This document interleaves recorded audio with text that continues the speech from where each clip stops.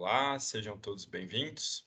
Meu nome é Jonas e hoje vim aqui para falar sobre a transição para uma economia de baixo carbono e quais são os desafios e oportunidades ligados a esse processo. Compartilhar o material aqui.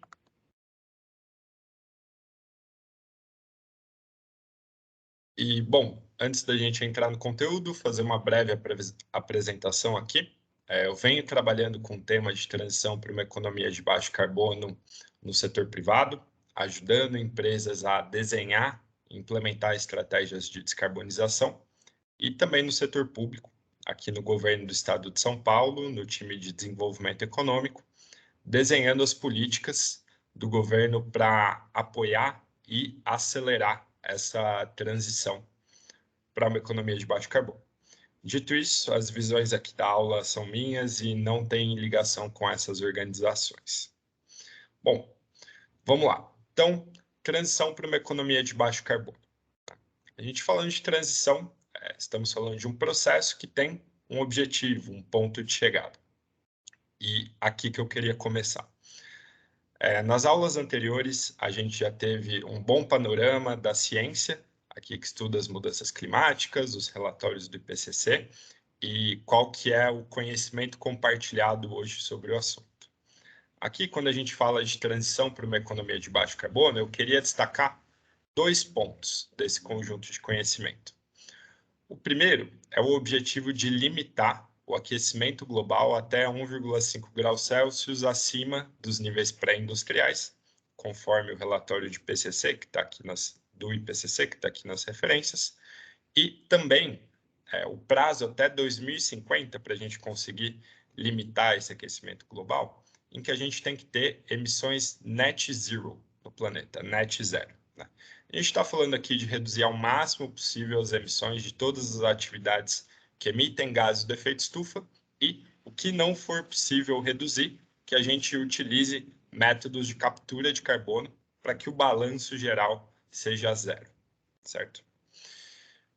Bom, e o que é essa transição para uma economia de baixo carbono? A gente está falando aqui de um processo bastante amplo e bastante transformador. A gente está falando aqui de todas as cadeias produtivas hoje que emitem gás do efeito estufa passarem por esse processo de reduzir ao máximo possível as emissões e o que não for possível compensar com captura de carbono. E quando a gente fala de toda a economia, todas as cadeias de valor, a gente está falando de toda a energia que a gente consome, de todos os produtos que a gente compra, estamos falando das nossas cidades, estamos falando também da agricultura e das emissões que vêm do campo. Enfim, é realmente uma transição muito ampla e por isso que vem ganhando tanta centralidade nos debates de política mundo afora. E a gente falou aqui de um processo bem amplo, pode ser um pouco abstrato, eu acho que ajuda a gente pensar um pouco em um caso concreto. Então, quando a gente pensa num carro, o que mudaria aqui na estrutura produtiva para a gente ter um carro de baixo carbono? A gente pode começar a pensar primeiro no combustível desse carro. Hoje, aqui no Brasil, por exemplo, predomina carros movidos a gasolina, etanol, diesel, e para ser um carro de baixo carbono, a gente precisaria mudar qual que é o combustível utilizado, qual que é a tecnologia aqui. E há algumas opções diferentes para isso acontecer. A gente pode ter um carro elétrico, desde que essa energia elétrica venha de uma fonte limpa, como solar ou eólica. A gente pode ter biocombustíveis de baixa emissão ou até tecnologias que estão em desenvolvimento ainda, como o hidrogênio, que na combustão não emite gases do efeito estufa. Então, a gente teria que mudar o combustível, mas também o que é a constituição desse carro. Né? A gente tem aqui um dos principais materiais de carroceria e dos equipamentos dentro do carro é o aço. E o aço hoje tem um processo de produção que tem emissões muito intensas, né? A gente tem altos fornos ali, queimando muitas vezes carvão, e para ter um carro de baixo carbono, a gente precisa transformar esse processo de produção do aço, né? Então, tudo que hoje a gente usa ali com carvão, por exemplo, a gente teria que mudar para uma tecnologia de eletrificação durante o processo produtivo. e isso é transformar toda a configuração da fábrica, a tecnologia que é usada, é uma transformação bastante profunda para a gente conseguir ter um aço de baixas emissões, né? E, por fim, se a gente olhar aqui, também temos os pneus, né? A gente tem aí borracha, também tem aço dentro dos pneus, e algumas das tecnologias para levar esse carro para um baixo carbono poderiam ser o uso de materiais que são mais facilmente recicláveis, então a gente não tem que produzir novos pneus e ter todas as emissões desse processo, e também mudar para materiais alternativos que tenham uma pegada de emissões menor no processo produtivo. Então, aqui olhando um carro, as transformações são bem profundas, e quando a gente fala de uma transição da economia para baixo carbono, a gente está falando disso para todos os setores. Então, quero falar agora um pouco de quais são os principais desafios desse processo.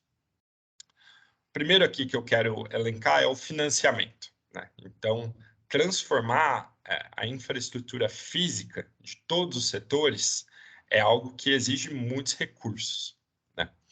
E um estudo recente, aqui nas referências também, estimou que, para a gente fazer essa transição para net zero até 2050, o custo adicional, a mais do que a gente já gasta com essa transição hoje, anual, seria de 3,5 trilhões de dólares. Essa é uma cifra aqui que pode ser um pouco difícil de mensurar por si só, então, como referência, isso equivale a mais ou menos metade de todos os lucros de corporações globais anuais. Então, realmente, o nível de investimentos e de financiamento tem que crescer muito para a gente chegar do outro lado dessa transição e atingir esse objetivo de net zero até 2050. Um segundo desafio que a gente tem aqui é no campo da política, né? Então, são as políticas públicas para apoiar e acelerar essa transição e também regular, né, quais são as emissões permitidas ou não de entes subnacionais, então municípios, governos, de países e também de organismos internacionais, como a gente também já viu em uma aula anterior, quando a gente falou do Sistema ONU, né? Os governos hoje, eles têm um leque muito amplo de políticas que podem ser utilizadas para acelerar essa transição para o baixo carbono. Alguns exemplos aqui. O mais simples, os governos podem colocar uma taxa, um imposto sobre emissões. Então, a cada tonelada de emissões, você tem que pagar um certo valor. Isso é um mecanismo aqui. A implantação não é simples, mas o funcionamento é simples para a gente entender. Ele pode proibir algumas atividades que sejam muito intensivas em emissões. Ele pode também direcionar o poder de compra dele para produtos que tenham baixas emissões aí no processo de produção. Os governos são grandes compradores, então isso também pode ser algo que estimule o setor privado a mudar as tecnologias. E, por fim, a gente tem outros mecanismos mais complexos, como os mercados de carbono, né, em que o governo pode definir um limite de emissões para as empresas de um setor ou do país, e quem passar desse limite tem que comprar permissões de emissão de empresas que estão abaixo dele. Então, isso remunera e premia as empresas que são mais rápidas aí em descarbonização. O leque de políticas possíveis é amplo, e o desafio aqui é que governos e organizações internacionais consigam implantar, entender quais funcionam melhor, em quais condições, e quais são aqui também razoáveis para a velocidade que a gente precisa, né? Se a gente colocar medidas de regulação muito abruptas, a gente pode ter um setor produtivo que não acompanha, né? Não consegue acompanhar essa exigência de redução de emissões. E, ao mesmo tempo, se a gente tiver aqui metas e instrumentos que são muito flexíveis, a gente pode perder esse objetivo de 2050.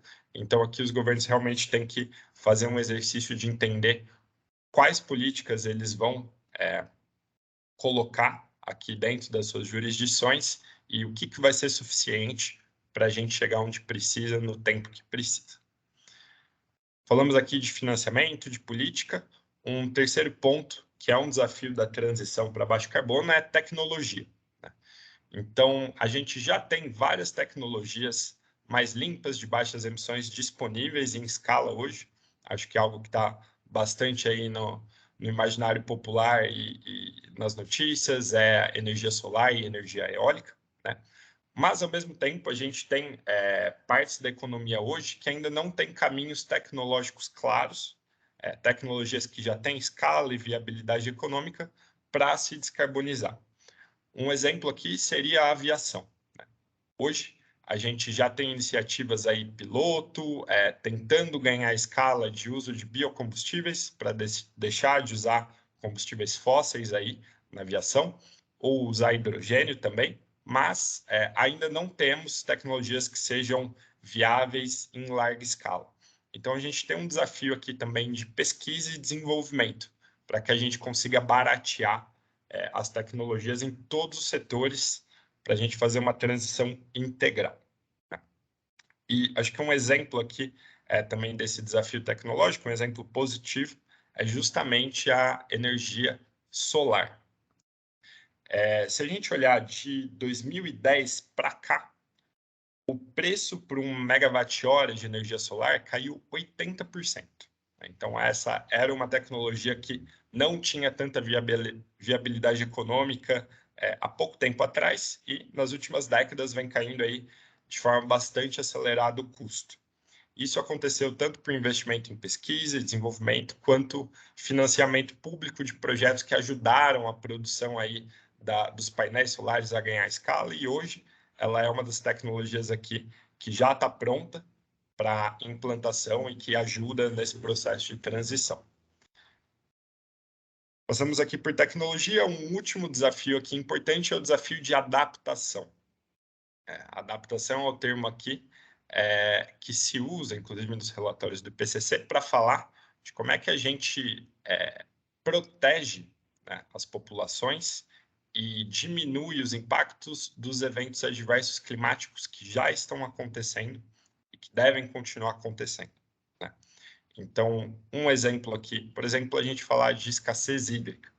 Então, para uma região em que as mudanças climáticas devem tornar esse processo mais severo, ou que já tem problemas de escassez hídrica, quais que são as políticas aqui que um governo, por exemplo, pode adotar, né, para proteger a população dos efeitos mais duros, do impacto mais duro de uma escassez hídrica, né? Então, a construção de infraestrutura, uma série de medidas que têm que ser tomadas para que o impacto das mudanças que a gente já está vendo seja reduzido ao máximo possível em quem é mais afetado, e que se criem planos e estratégias para que isso também continue sempre na prioridade quando a gente está falando de uma transição para baixo carbono. A gente tem que mitigar os impactos em quem vai ser mais afetado.